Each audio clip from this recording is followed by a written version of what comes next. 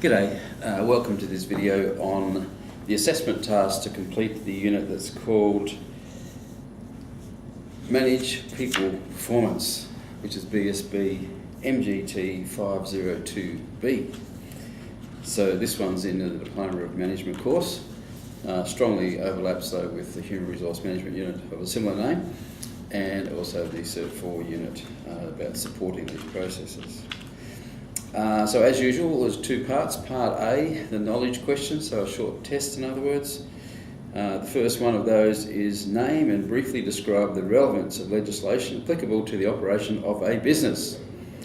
Ensure you include work health and safety, equal employment opportunity, industrial relations, environmental protection and anti-discrimination. So see if you can find the sources of those acts that apply to Tasmania or Australia in general. And you may think of some others as well that apply to your particular industry. Secondly, what is the difference between a modern award and an enterprise agreement?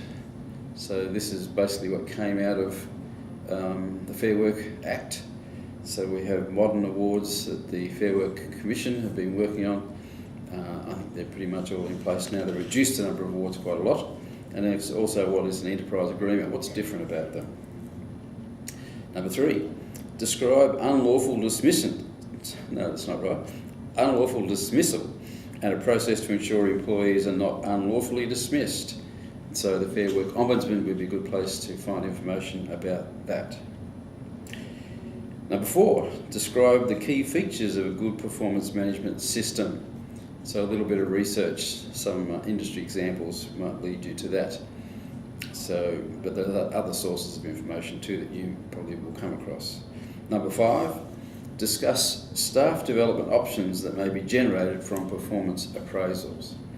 So we tend to think just of training, but there could be all sorts of other things, including coaching, mentoring, job rotation, job sharing, attending conferences. It could be all sorts of other things. So just want a little bit of information there. Okay, so that's part A out of the way. That didn't take long. Not long to talk about the questions anyway. So part B then, this is the actual assessment activity. So 3 tasks. Task 1, and it's putting you in the position of being the business leader, I guess, or at least the leader of a team, and you're looking at the development of a work plan for the team, and if it's within your own organisation, obviously it's to meet the need of your organisation, but you can choose another one if you wish, and you have access to the information that you need. So part A of task 1, nominate the award or agreement applicable to the workplace and briefly describe any sections that relate to performance standards, development plans and or termination. So find the industrial instrument that's being used in your workplace and see if there's anything in there about these particular things. B, develop a work plan for your work team for an appropriate period of time. That's a bit hard to decide, isn't it? But for at least one work cycle. So if it's a seasonal sort of work, then over the period of the season.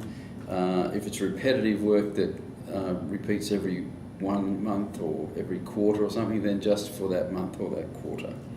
So just enough so I can see that you've planned out the work schedule to complete a whole work cycle. Now I'd like you to identify the key result areas for that work plan. So what are the important aspects of the work plan for the team to achieve its goals or targets? And what sort of resources need to be allocated to it? So in terms of people, finance, services, raw materials, things like that.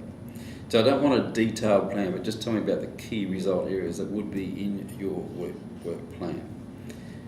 So enough to show how many people do what to achieve the plan. So the key result areas must include work health and safety, the quality of the work and the quantity of the work. So you can have other things too if you like. There might be a quality standard that's got to be achieved, which involves all sorts of other things, but at least those 3 things. So part C now, describe the work roles and number of people required to complete the plan. So that might actually be in your plan if you've got it in a table, the number of people and what sort of work roles they are. So using the KRAs that you've developed from above, develop some KPIs, some key performance indicators for at least 2 work roles, so 2 jobs within the team. So these KPIs need to specify the performance standards in relation to quality and quantity of work. So this is for the individual to achieve their targets or the quality and quantity of their work in order to ensure that the team produces what it has to do. Hopefully that's okay. Now, E, complete a risk analysis on the work plan incorporating at least 3 risk mitigation strategies. And it says include at least 1 that's not related to work health and safety. So if you've done the Ensure a Safe Workplace unit, the safety unit, then you would have done risk assessment there for safety related things. Same sort of format here for risk if it's a risk of some other sort, but I need at least 1 other one that's not related to work health and safety. So that could be to do with the number of people required, whether you might lose some. It might be to do with the skills or managing the risk of having 1 specialist, say, within the team. So still the same idea of identifying what the risk might be to the team or to the work outflow, coming up with an assessment of that risk. So a bit like the matrix you might use in the health and safety one. So you can sort of say, okay, that's a pretty high level risk, I need to manage that. And then what things are you going to do to reduce that risk? In other words, the mitigation strategy to reduce the risk, and what are you going to do to monitor or evaluate how well that goes. So, only 3. 1 has to be not work health and safety, so some other risk to the team's output. Okay, part F now. Discuss the consultation processes used to develop the work plan and to gain organisational approval. So just tell me about how that works. G, prepare a brief induction plan, so only dot points for the workers in your team, this is, in your work plan. That includes confirmation and agreement to the workers' KPIs, so obviously you're not just imposing them, but let them agree to them.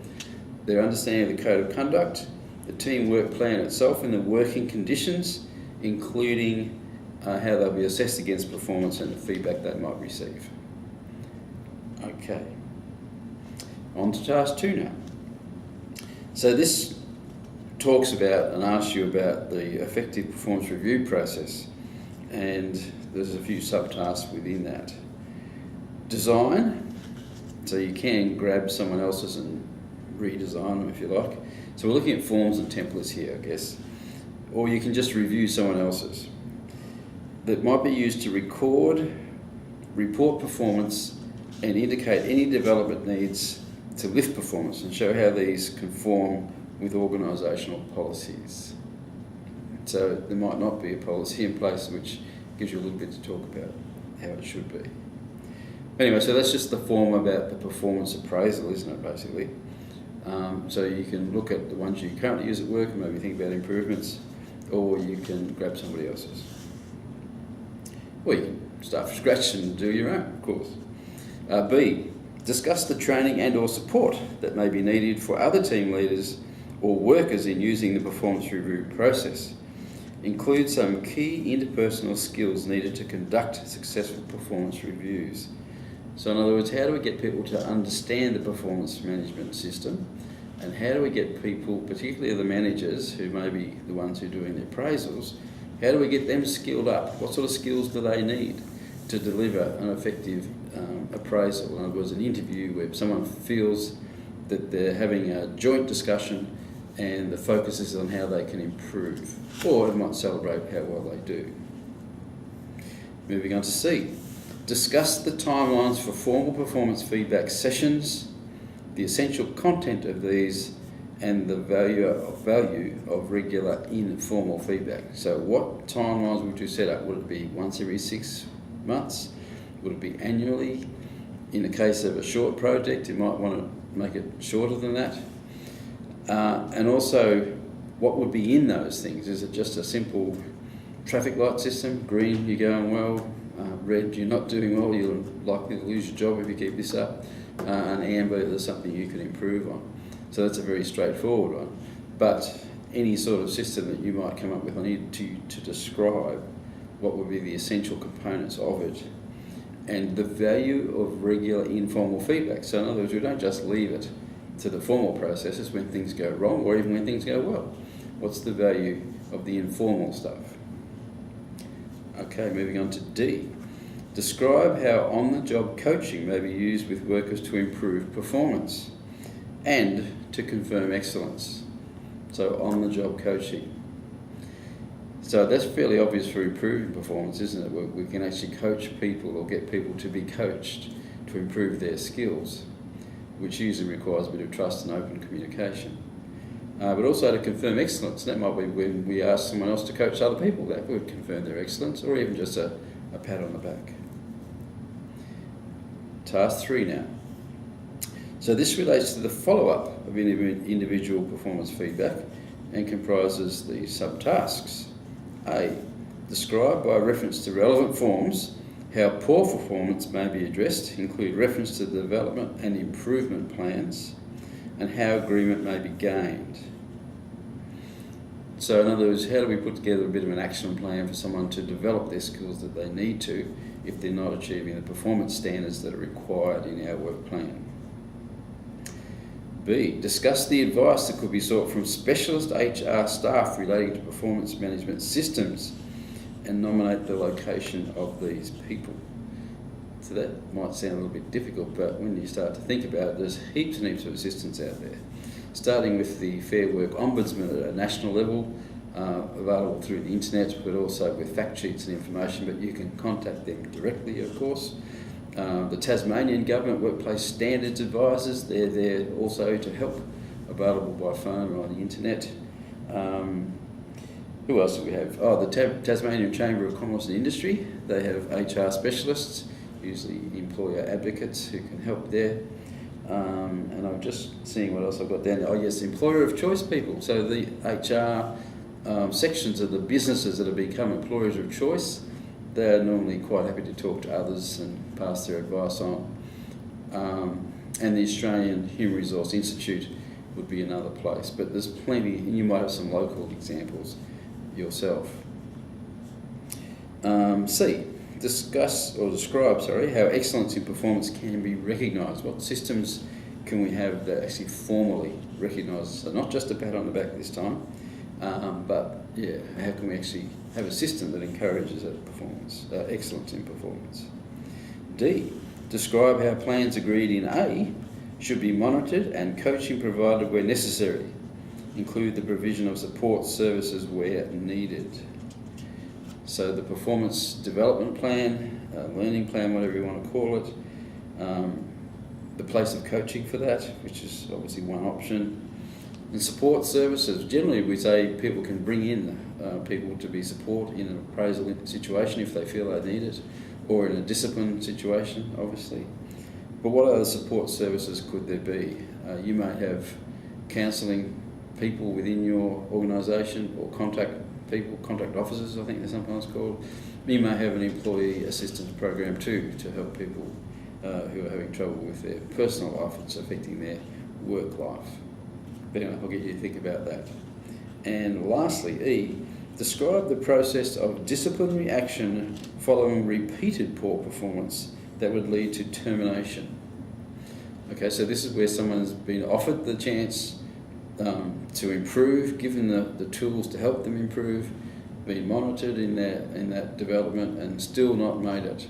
And this might have happened over a couple of times. So, okay, how do we discipline them and maybe terminate them? But I'm also looking for an explanation of these terms: natural justice and procedural fairness. So procedural fairness, well, I guess I need you to look that up, but it's basically about the system or the process of going through this, it's a process, isn't it, of terminating someone. So the steps that are followed and who's involved and all that sort of thing. And then natural justice is basically just, does the person get a say? Try to explain at least what they did.